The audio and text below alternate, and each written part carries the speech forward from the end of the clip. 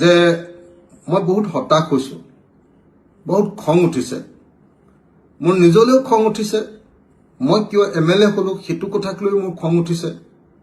মই কিয় এইবিলাক ৰাজনীতিত সোমালো সেইটো কথাক লৈ মোৰ খং উঠিছে।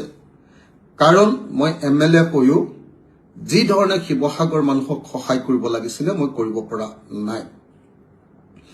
মই মিছা নকওঁ আপোনালোকক যে জিলা প্ৰশাসনে যিমানেই ডাঙৰ কথা নকক লাগিলে কালিলৈকে থকা 4খন বা 5খন নাও আৰু আজিৰ ভিতৰত 13খন বুলি কৈছে।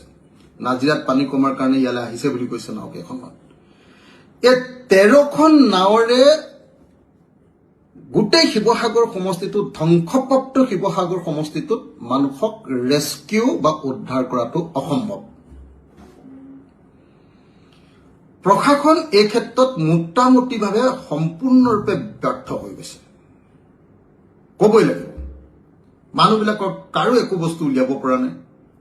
মানুহবিলাকৰ বয়সীয়া মানুহবিলাকক উলিয়াই আনিব পৰা নাই। কোনোবাই চাদৰ ওপৰত ৰাখিছে, কোনোবাই কিবা কিবি কৰি ৰাখিছে আৰু অসুখীয়া মানুহবিলাকক আমি উলিয়াই আনিব পৰা নাই।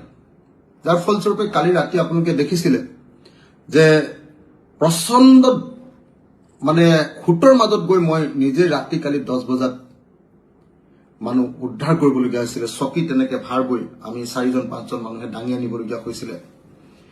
আজি তেনেকে মই নিজে নাও লৈ গৈ কিছু উদ্ধাৰ কৰিলো। কিন্তু নাওটাও যিহেতু একেবাৰে কম, ৰেস্কিউ অপাৰেশ্যন বা উদ্ধাৰ কাৰ্যৰ মানটো সাংঘাতিক ধৰণৰ নিম্নমানৰ। এইটো মই ভাবো যে ষ্টেট লেভেলৰটো নহয়, সাংঘাতিক ধৰণৰ এটা নিম্নমানৰ উদ্ধাৰ কাৰ্য চলি আছে। নাম্বাৰ 1। নাম্বাৰ 2, এই সময়ত বিপদত পৰা মানুহবিলাকক সা সম্পত্তিবিলাক বাহিৰলৈ উলিয়াই অনাৰ ক্ষেত্ৰত আমি যিটো সহযোগিতা কৰিব পাৰিব লাগিছিল, নোৱাৰিলো। আমি ৱাৰ্ণিঙো দিব নোৱাৰিলো মানুহক পানী আহিছে বুলি। তেওঁলোকক নিজক সেভ কৰিবলৈও ক'ব নোৱাৰিলো। আমি তেওঁলোকৰ সা সম্পত্তিবিলাক নিজে বচাবলৈও ক'ব নোৱাৰিলো। পানী আহিছে, মানুহে নিজে নিজে দেখিছে। প্ৰশাসন তাৰ পিছে পিছে এনে অলপ চলপ কোনোবা দুজন এজন গৈছে, কিন্তু মানুহৰ সা সম্পত্তি আৰু মানুহক উদ্ধাৰ, যাক ৰেস্কিউ অপাৰেশ্যন বুলি কয়, এইটোৰ ক্ষেত্ৰত পূৰ্ণ ব্যৰ্থ হৈছে।